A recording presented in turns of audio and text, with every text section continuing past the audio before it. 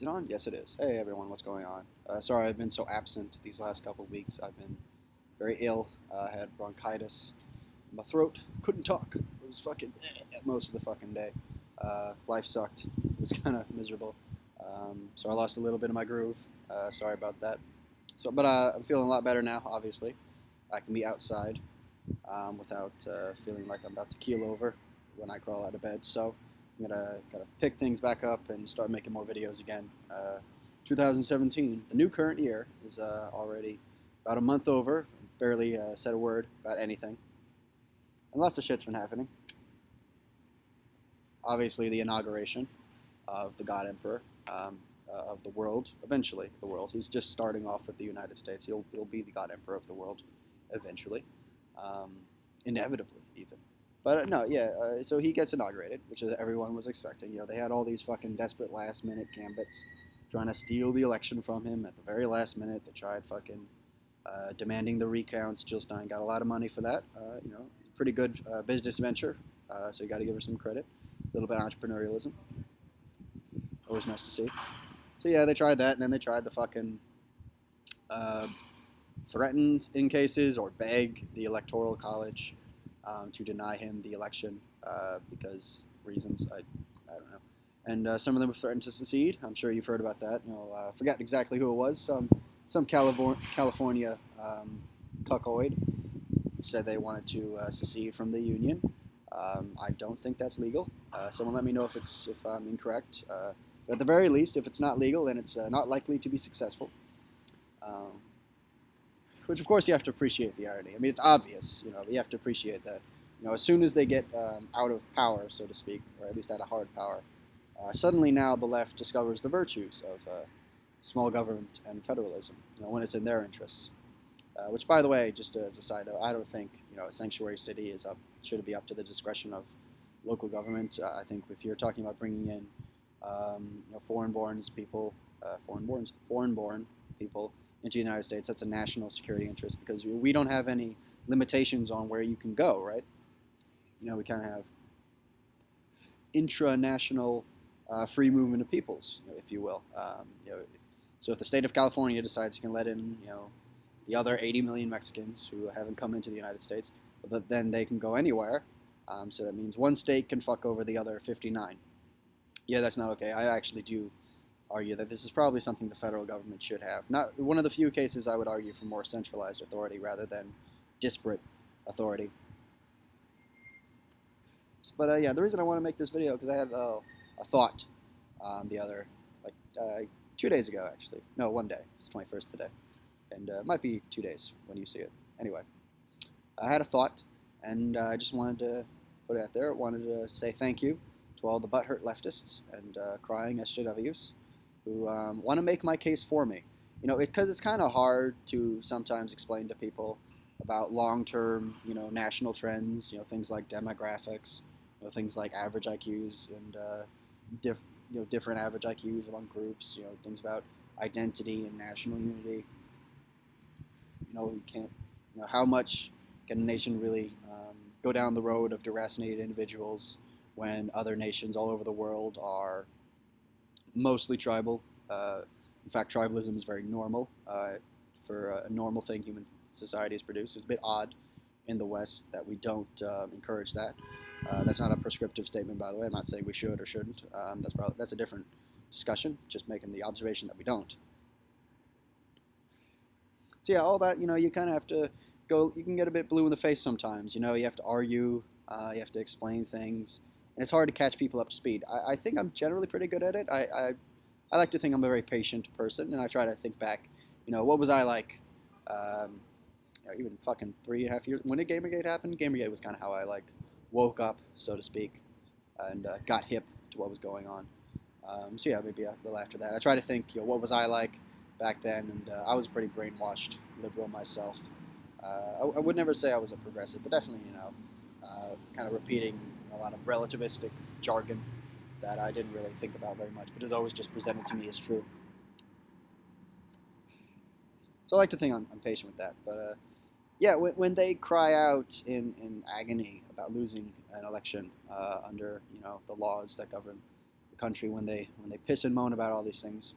Makes my job really easy, because instead of having to get into like an hour-long discussion about relativism and objectivism, or not objectivism, like objectively defining culture, objectively defining you know um, the value of certain societies over others, how some people can produce better societies, how you have to try to maintain the things that allow you to produce those better societies. If you piss them all away, eventually you're going to get be in the same shitty positions that all these people are flooding into the Western world, supposedly fleeing from. That's all a lot of fucking work. I don't have to do that. All I have to do is show them a fucking meme of some chick, and God bless her heart. I hope in another life she was not like this, but you probably might have seen it. She's dressed up as a big vagina, um, and I think she might have had blue hair. They usually do have blue hair. Is that blue waffles? Anyway, yeah, dressed up as a big fucking vagina, has a big sign up, and her profound political statement that she all wants us to know about. I'm sure she thought about it very hard. I'm sure she, sat there and looked out into space and, carefully contemplated and amalgamated all her thoughts and opinions, and decided to let us know that, no president is going to touch my pussy. Something to that effect. It might have been, no one who supports this president can touch my pussy. Fascists can't touch, something like that. And you just look at her and it's like, I want to encourage you to do this, because you just make it so easy for me to explain to people why you're fucking crazy. You make it so fucking easy. I don't have to do shit. I don't have to think at all. I just can share your meme. You are now on the internet forever. Think about Trigglypuff, that horribly obese woman who's screaming, "Racist off this campus." Like, how many people do you think she converted to not leftism? Regardless of where people might end up on the political and philosophical spectrum. How much utility people got out of just Trigglypuff? Like, why should people not worry about social justice? Well, look at how fucking crazy this chick is. Like, this is what happens when you go full SJW.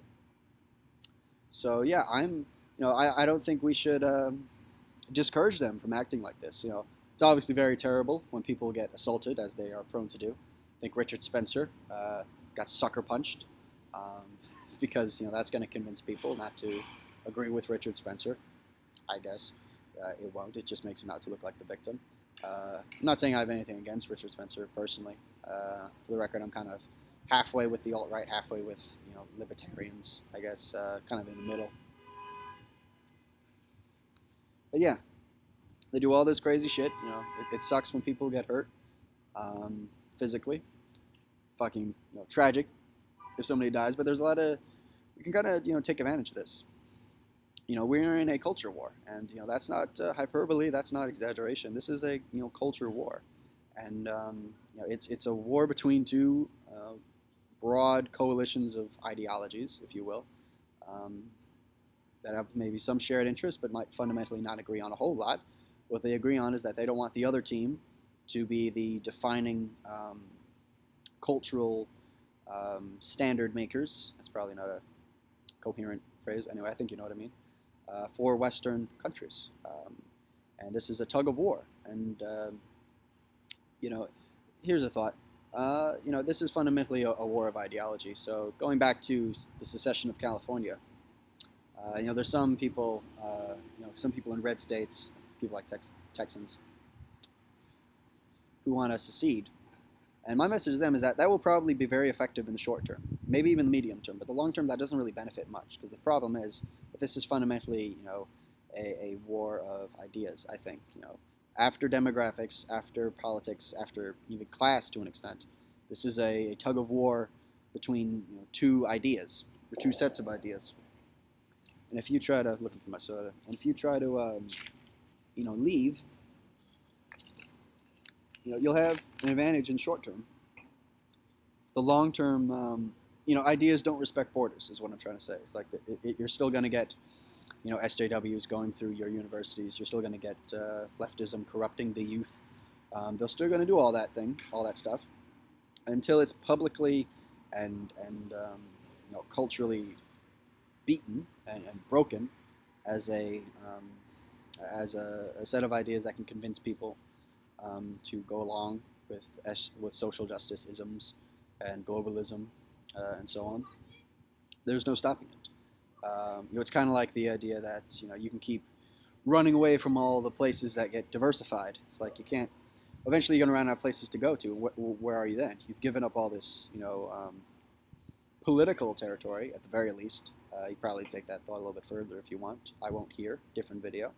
But yeah, at the very least, you give up all this, political territory. That's, they're still gonna track you down eventually. They're still gonna follow you. So I think generally the advice should be to kind of stand your ground, and even if you live in a really liberal city, try to convince people. Be a thorn in their side. If you're not threatening your personal safety, because sometimes that's a threat. Look what happened to Millennial Woes. I don't think his physical safety was threatened per se. Little eyebrow dance, anyway. But he certainly was, that risk on. So yeah, they're going to come after you. But generally, it's why I don't try to, be anonymous. I make plenty of allusions to where I live. You can probably find out. You can dox me very easily. But the reason I don't do that is because you can't keep retreating forever.